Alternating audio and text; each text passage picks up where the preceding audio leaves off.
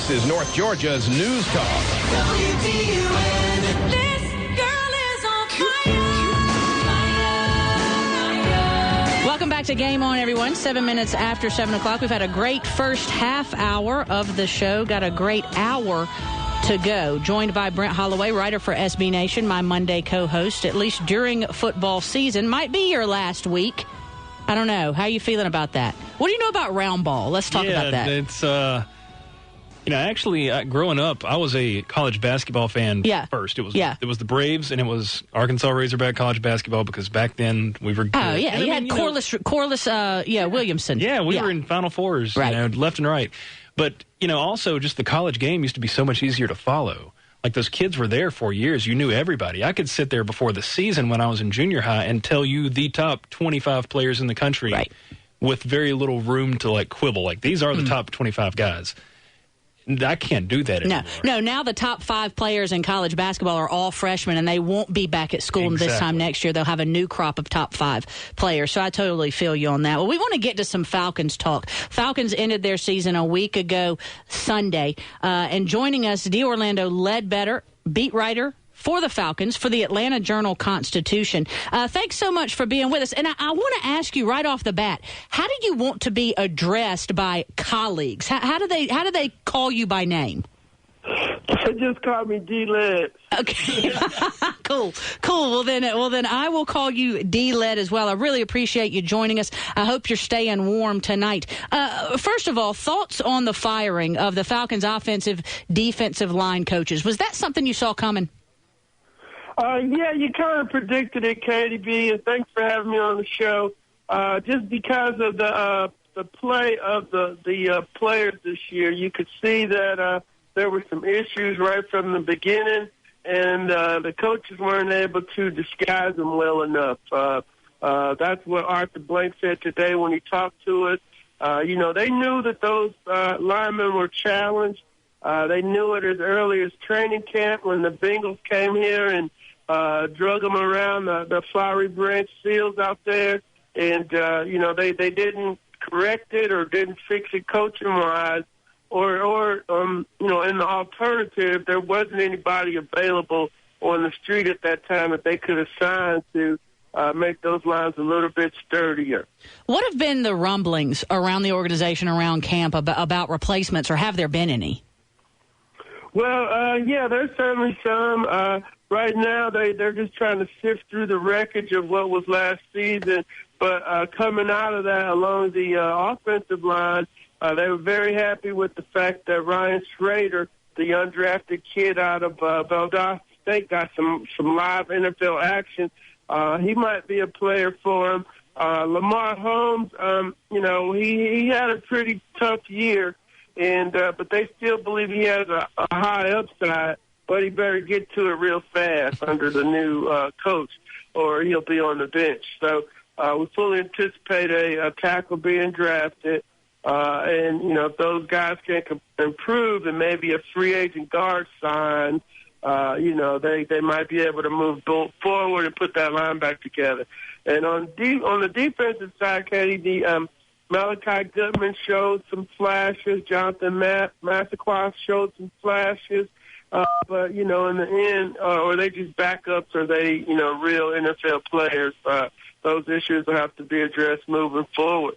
We're continuing this Monday Game On by talking with Falcons AJC beat writer Orlando Ledbetter, better known as D-Led. GM Thomas Dimitroff said the Falcons were a quick fix. He said the team was 1 or 2 injuries, 1 or 2 plays away from being elite again this past season. You're around the organization and the team daily during the season. Is that an accurate assessment, or was there more going on? I trust his assessment on that. He usually shoots us straight. But there's some red flags that suggest that might not be the case. One of them is the defensive situation with all the missed tackles on all levels of the defense. I don't know how you fix all of that in one fell swoop. They led the league in big plays, rushing and passing. And, that suggests that, hey, that's not just something that's going to get fixed overnight.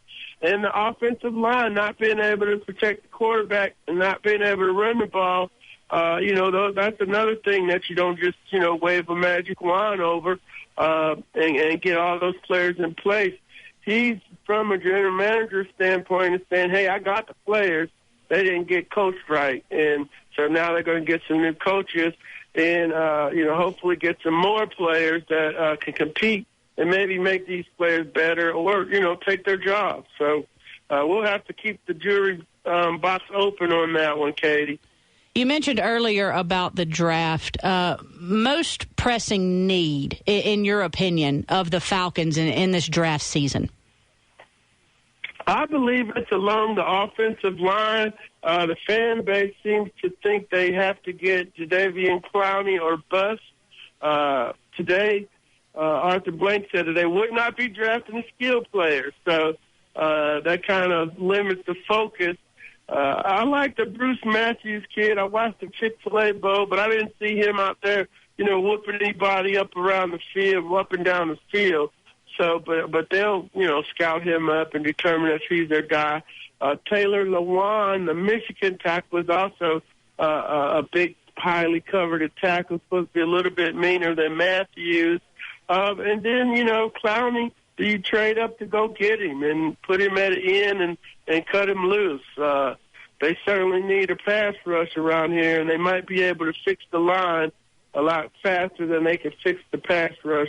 So, I understand the Clowney moves and the people that want to get him, but it makes for it'll make for an interesting 5 months for us. We have all the way till May now for the draft.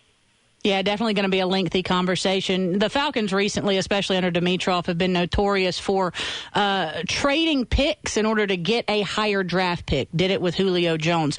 Would do it to get Jadeveon Clowney, or would have to do it to get Jadeveon Clowney. With the fact that the team had a lack of depth this season, do you see them doing that again? Well, yeah, I was just working that trade out with one of my buddies. We're thinking 1 and 3 and 4. They need quarterbacks. That's Texas, Jacksonville, and Cleveland. 2 is St. Louis. They have the Redskins pick. And, would they take Clowney, even though they have Robert Quinn and Long? We have to go up that high. So if they take Matthews and the other, because they need a line, and the other 3 teams take quarterbacks, then you just have to go to 5 to get Clowney, and that might be doable. But it might cost a second-round pick, so I don't think they'll want to give up the second-round pick they have this year. But maybe they can get that team to take the one from next year or and some change down the road. But, he'll definitely move up if he sees his guys slipping, and they have a shot to get him. So that's a scenario where they could go get him, and it wouldn't cost that much. We're wrapping our conversation up with Falcons AJC beat writer D'Orlando Ledbetter. Want to finish out with this. You've alluded to it a couple of times during our chat. Owner Arthur Blank had his end-of-year press conference today. Anything he said during the press conference surprise you or catch anyone off guard, or were you expecting most of the commentary? Well, he gave us an update on the coaching firing situations and the rationale behind them, so we didn't have that. So that was a little bit of news for, on the beat. The one shocking thing was that is that he contradicted Coach Smith. Coach Smith said when we've asked him about the toughness of the team, he said, I wouldn't question the toughness of my team. And the owner came out and said, hey, I'll go a little bit further and say, hey, we do need to have the capacity to be a little bit tougher. We haven't controlled the line of scrimmage on either side of the ball. So in that regard, we do need to be tougher. So the fact that the owner comes out and says he wants more tougher players is a little bit of, something a little bit shocking that he said today. Well, hey, D-Led, listen. You do an excellent job for the Atlanta Journal-Constitution as the Falcons beat writer. I appreciate you letting us check in with you during this Monday edition of Game On. Enjoy your pseudo off season, and we'll hopefully catch up with you again soon. Well, thank you, Katie B., for your kind words, and it's been my pleasure to come on your show. Fantastic. D-Led, enjoy your evening. Stay warm, please. Brent, quickly, before we go on to our next segment, do you agree with the toughness aspect? Oh, yeah. I think they've definitely got to get tougher. A lot of that on the lines, it's just all about want to and getting nasty, and you didn't see that from the Falcons. Will they trade up for a pick? It's bitten them the last couple years because they have no depth now, and that's something that both Thomas Dimitroff, that's something that Arthur Blank today in his press conference said, we noticed glaringly that depth or lack of depth, a huge problem for us. Do you see them trading up to get Clowney? I think D-Led laid out a scenario that I hadn't really considered, that of Clowney slipping. And I think if you see him slip that far, then you go ahead and make that move, because he can be that Julio of the defense. Sure. And as much, as they gave up to get Julio, I'd say he's been worth it. And what's caused their depth problems is missing on those picks that they did get. Exactly. So I think if you can get that kind of playmaker, I think you go ahead and do it, especially if it's not going to cost you too much. Now, I would not advocate for, mortgaging, half of your draft class for this year just to move up to number 2, when I do think there will be good players where they're going to be drafting, whether it's an offensive tackle or defensive end. I think those are the two major needs.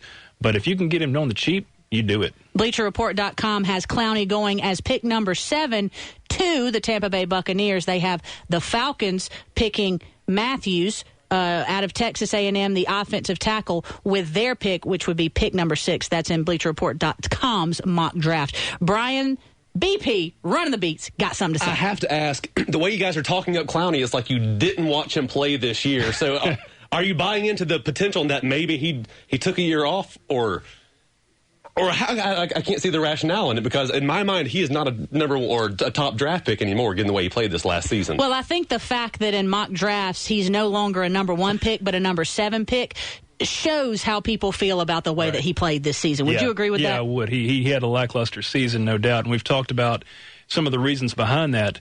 But, no matter how much, he was schemed against or double-teamed and triple-teamed, he still didn't play up to his potential. Right.